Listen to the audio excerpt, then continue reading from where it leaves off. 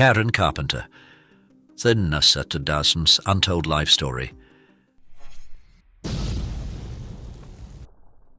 Beneath the breathtaking voice of Karen Carpenter hides a tale so unexpected, it will leave you astounded. Despite becoming one of the most revered musicians globally, Karen's journey was anything but a fairy tale. From the very beginning, her own family doubted her extraordinary talent, pushing her into a relentless battle for recognition and a place in the spotlight she truly deserved. Yet, when stardom finally embraced her, the unbearable weight of fame led to a tragedy at the tender age of 32. But here's the twist: a single decision could have rewritten Karen Carpenter's destiny. Are you ready to dive deep into the pivotal moment that might have changed everything? Join us as we unravel this hidden story, sprinkled with rare photos that capture the essence of a star who shone too bright, too fast. Born on March 2nd, 1950, in New Haven, Connecticut, Karen was the daughter of Agnes Ruhr and Harold Carpenter. Her older brother, Richard, a piano prodigy, had already begun to excite their parents with his talents. Right around the time Karen was born, Richard's musical abilities were becoming apparent, and their parents had high hopes for his future. In 1963, when Karen was 13, the family relocated to the Downey suburb of Los Angeles, where California's thriving music and movie scene offered new opportunities. This move would prove to be a turning point in the Carpenter family's lives, opening doors to a world of possibilities in the entertainment industry. As Karen enrolled in Downey High School, she struggled to find her place among her older classmates. Being a year younger than most of her peers, Karen initially had difficulty fitting in. Desperate to avoid gym class, which she passionately disliked, she joined the school's marching band, a decision that would shape her destiny. Initially assigned to the glockenspiel, Karen found the instrument cumbersome and unappealing.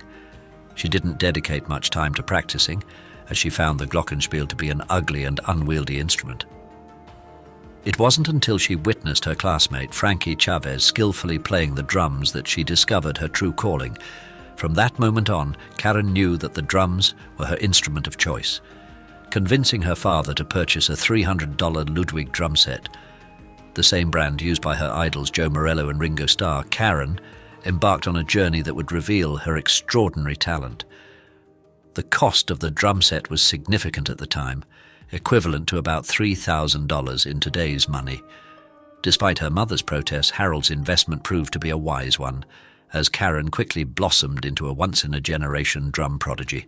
Question: at what age did Karen Carpenter begin playing the drums? A 12 years old, B 14 years old, C 16 years old. Her dedication to practicing for hours every day accelerated her growth, transforming her into a musical phenomenon capable of playing complex time signatures that even seasoned drummers avoided. Karen's talent caught the attention of renowned jazz drummer Bill Douglas, who helped refine her skills to new heights, taking her drumming abilities to an entirely new level.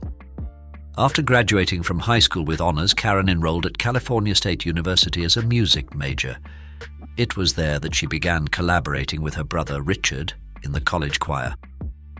Though her drumming prowess was already well established, Karen's vocal abilities had yet to be explored. Frank Pooler, the choir director, recognized her potential and encouraged her to develop her singing. As it turned out, Karen possessed an incredible vocal talent as well. At just 17 years old, Karen's remarkable 3-octave vocal range and versatility in both classical and modern styles became apparent. Pooler noted that even at such a young age, Karen's voice was already a remarkable instrument. In the mid to late 60s, after years of honing their skills, Karen and Richard began to take their musical careers to the next level, performing publicly as a duo. Before this, Karen had attempted to form an all-girl trio with her friends from Downey High, but the plan fell apart when one of the mothers adamantly refused to allow her daughter to perform on stage. Despite the growing popularity of the entertainment industry at the time, it still had a reputation for being a difficult and potentially damaging career path. Undeterred, Karen and Richard found that they worked well together as a duo, appearing in local productions like Guy Loose's musical Guys and Dolls, and performing in various jazz nightclubs. Despite her vocal prowess, Karen initially preferred to remain behind the drums, finding comfort in her instrument. Richard, who had always underestimated his sister's musical abilities and considered himself the family star, began to recognize Karen's incredible talent as they performed together. This realization led him to stick close to her, knowing that together they could achieve great things. The path to stardom was not without obstacles. The siblings came close to securing a recording contract with RCA Records, only to face disappointment when the deal fell through. However, their fortunes changed when they impressed jazz musician Joe Osborne during a recording session. Osborne immediately signed Karen to his label, recognizing her immense potential. He was less interested in Richard, who he felt wasn't doing anything particularly groundbreaking. Had Osborne remained involved, the Carpenters might have found success sooner, but he left to study at the prestigious Juilliard School of the Arts, leaving the siblings to navigate the industry on their own. As electronic music gained popularity, the Carpenters struggled to find their place in the evolving musical landscape. Jazz, which had been their forte, was losing ground to hard rock and psychedelic rock. But their perseverance paid off when they won a TV talent show with their friend Wes Jacobs, earning them a major recording contract with A&M Records. This breakthrough marked the beginning of their rise to stardom, and it seemed that nothing could stop them now. However, just as the Carpenters were reaching new heights of success, Karen began to struggle. The increased spotlight on her proved to be both a blessing and a curse.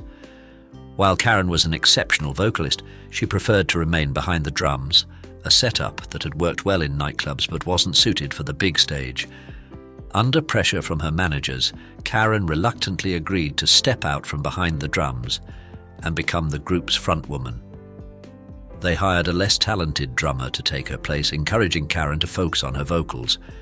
This decision led to a surge in the Carpenters' popularity, with their songs climbing the charts, shows selling out, and albums flying off the shelves. They had finally achieved the nationwide stardom their parents had always envisioned, but this success came at a great personal cost to Karen. Every day that she was separated from her beloved drums, her mental health deteriorated. Even as she was pursued to improve her live performances, the toll on her well-being was significant. It was at this point that the dark tide that had been lurking in the background of Karen's life began to raise her, threatening to engulf her entirely. As the Carpenters enjoyed the fruits of their labor, Richard developed a severe addiction to Quaaludes, leading to the cancellation of numerous tour dates. The group's popularity began to wane as quickly as it had risen. In an attempt to distance herself from her brother's downward spiral, Karen made the difficult decision to embark on a solo career. However, without Richard's support, she struggled to find her footing. Despite recording several albums, they failed to gain traction, and the record labels, in an effort to recoup their losses, sued Karen for substantial sums of money. It took the intervention of music legend Quincy Jones to get some of her solo work released, but by then the damage to Karen's mental health had been done. If you want to see more content like this, please subscribe to our channel by clicking the red subscribe button below. Don't forget to hit the bell icon to get notified whenever we upload new videos. From this point on, Karen's downward mental spiral was unstoppable. Throughout her rise to fame, she had been privately battling an eating disorder. Diagnosed with anorexia at a time when the condition was poorly understood, Karen struggled to find effective treatment. The recommended therapies at the time often did more harm than good. She followed the Stillman diet for 13 years, which led to a drastic reduction in her weight.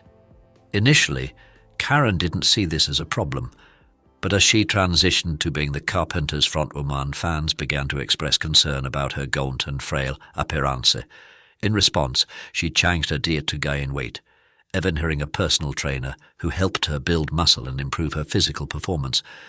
However, after a short period, Karen fired the trainer and, obsessed with losing weight, began her own extreme weight loss program. She barely ate and would often try to give her food to others. Predictably, her weight plummeted, leaving her in an even worse state than before.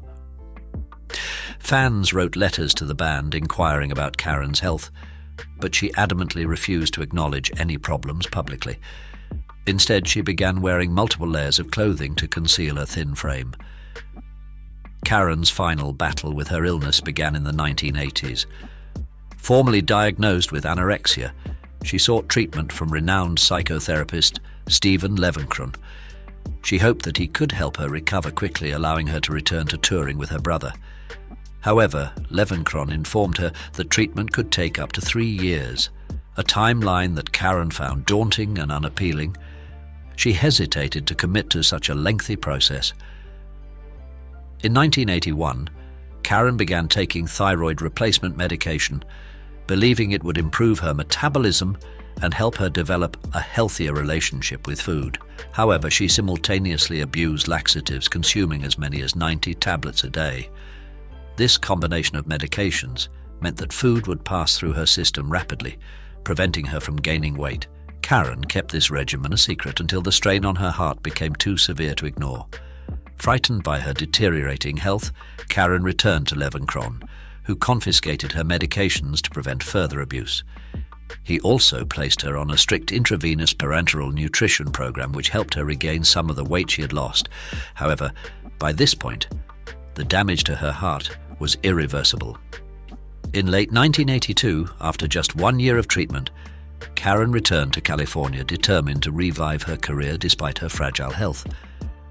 She made appearances at her godchildren's school, performing Christmas carols, and even attended the 25th anniversary of the Grammy Awards.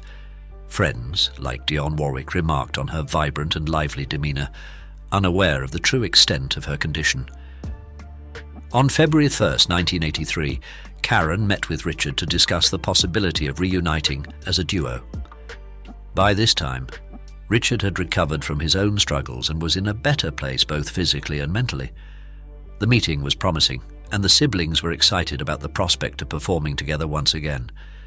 Tragically, they would never get the chance. Just 3 days later, on February 4th, Karen collapsed at her parents' home in Downey. When paramedics arrived, they found her heartbeat to be dangerously weak. They rushed her to the hospital, fighting to save her life. But Karen succumbed to cardiac arrest before they could reach the emergency room. Years of battling eating disorders, health issues, and medication abuse had finally taken their toll. At the tender age of 32, Karen Carpenter was gone. Despite the tragic circumstances of her passing, Karen Carpenter left behind an incredible legacy. Her funeral, held on February 8, 1983, was attended by over 1,000 people, including close friends and fellow musicians Dionne Warwick and Olivia Newton-John. They had all come to pay their respects to one of the most talented individuals the world had ever known. Karen's story continues to resonate with people even decades after her death. Her life has been the subject of numerous documentaries, biographies, and biopics, as people attempt to understand the complexities of her struggles and the factors that contributed to her untimely passing. While the circumstances of her death were tragic, Karen is remembered first and foremost for her incredible musical talent and the indelible mark she left on the world. Her albums, both as part of the Carpenters and as a solo artist, have undergone a critical re-evaluation in recent years, with many now considered among the greatest recordings of all time. Do you remember how many people attended Karen Carpenter's funeral? A. Around 500. B. Over $1,000. C. More than 2,000. In the end, Karen Carpenter's story is one of triumph over adversity, of a woman who fought tooth and nail to achieve her dreams, even as she battled her own inner demons. Her voice, silenced far too soon, continues to inspire and move listeners around the world, a testament to the enduring power of her talent and the impact she had on those around her. As we remember Karen Carpenter, let us celebrate her life, her music, and the countless lives she touched, while also recognizing the importance of mental health and the need for greater understanding and support for those who struggle with eating disorders and other mental health issues. Though she may be gone, Karen Carpenter's legacy lives on, a shining example of what can be achieved through hard work, dedication, and an unwavering passion for one's craft. Her story is a reminder that even in the darkest of times, hope and beauty can be found, and that the power of music can help us transcend even the most difficult of circumstances. Rest in peace, Karen Carpenter, and thank you for the music. If you like this video, please hit the thumbs up button below. It really helps us out. Iconic Inside, thank you.